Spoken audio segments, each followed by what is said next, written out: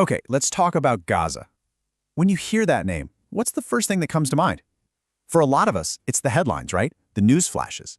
But the story of this narrow strip of land, well, it goes back thousands and thousands of years. So today, we're going to peel back those headlines and really get into its story. I mean, let's be honest. For most of us, the word Gaza has become almost synonymous with conflict.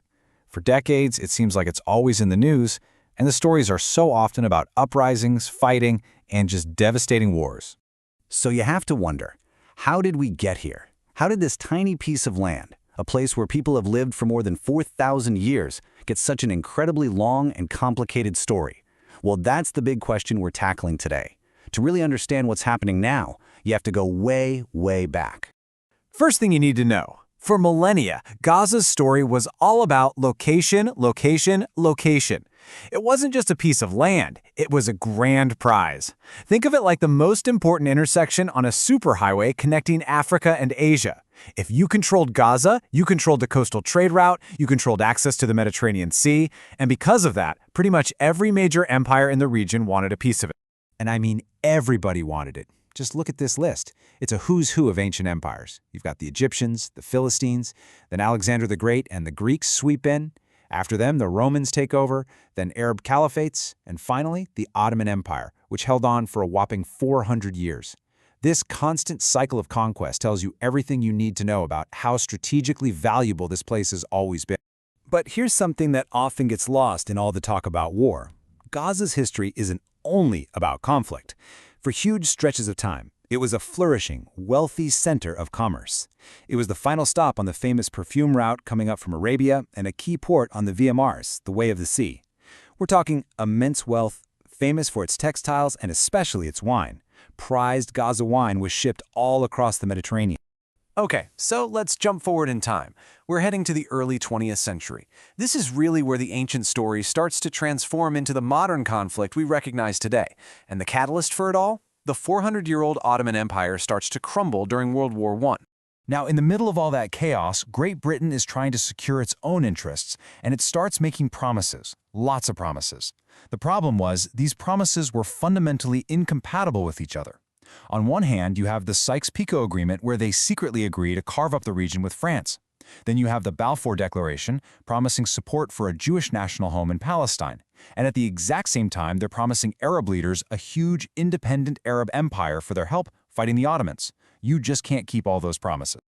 So what happens when you make a web of conflicting promises? It leads directly to something called the British Mandate. Essentially, after the Ottoman Empire fell, Britain was put in charge of governing Palestine. And they were left trying to manage a land where both Arab and Jewish national aspirations were growing, with both groups feeling like they'd been promised the same thing. As Jewish immigration increased, tensions just boiled over, leading to escalating violence between the communities.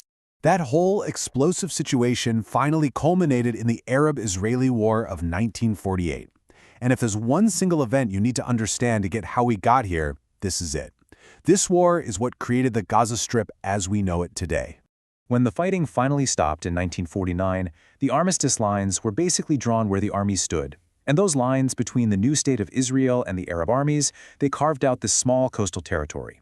The land fell under the control of the Egyptian army, and for the first time, it was separated from Israel on one side and Egypt on the other. And just like that, the Gaza Strip was born. But the war also created a massive humanitarian crisis.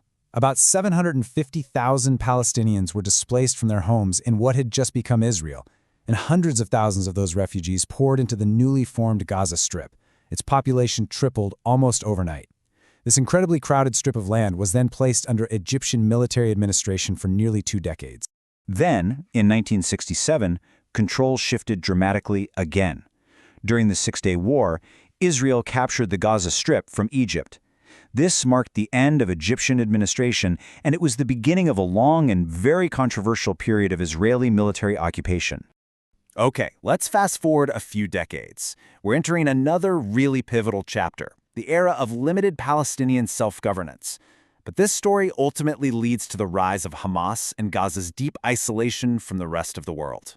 So, in the mid-90s, there was a brief moment of hope that came with the Oslo Accords. These accords established something called the Palestinian Authority, or PA.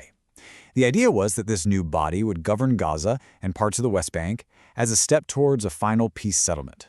For the first time, Palestinians there had a degree of self-governance. But that hope, it didn't last long. Many people in Gaza grew really frustrated with the Palestinian Authority, viewing it as ineffective and corrupt. And all that disillusionment came to a head in the 2006 elections. As you can see from this chart, the political wing of the Islamist group Hamas, running on a platform of change and reform, shocked absolutely everyone by defeating Fatah, the dominant party that had led the Palestinian movement for decades. And what happened next was swift and decisive. They tried to set up a power-sharing government, but it collapsed almost immediately. Tensions between Hamas and Fatah escalated until in June 2007, after a short but brutal internal conflict, Hamas fighters violently forced all Fatah forces out of the Strip.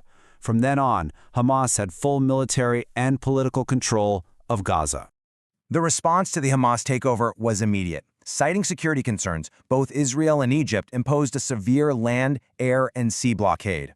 This meant tightly controlling the movement of people and goods into and out of the Gaza Strip, effectively sealing it off from the rest of the world. The economic impact of this blockade has been absolutely devastating. Just look at this one number on the screen, unemployment. It's skyrocketed to around 50%. That's 1 out of every 2 people. An entire generation has grown up in an economy that has been suffocated by this reality, which has only deepened the humanitarian crisis for the 2 million people living there. So as we start to wrap this up, it's pretty clear that this isn't just ancient history we're talking about. This is a living, breathing history where every single layer of the past directly informs the challenges of the present. You know, we've seen how Gaza went from this prized imperial crossroads to a land caught between conflicting promises. We've traced how the territory itself was forged in the 1948 war, how it swelled with refugees, and how it eventually became this isolated, blockaded territory after the Hamas takeover. Each one of these layers has just compounded the hardship. And that right there is the crucial point of this whole explainer. This long, complex, and often tragic history, it isn't just background information, it's the active context for everything happening in Gaza right now. It shapes the identity of its people, the geography of its borders, and the politics of its leadership. It's not the past, it's the present. So this leaves us with one final, crucial question to think about. Now that we've seen how these deep historical roots feed directly into the present, how might a real understanding of this past change the way all of us think about a path forward for Gaza?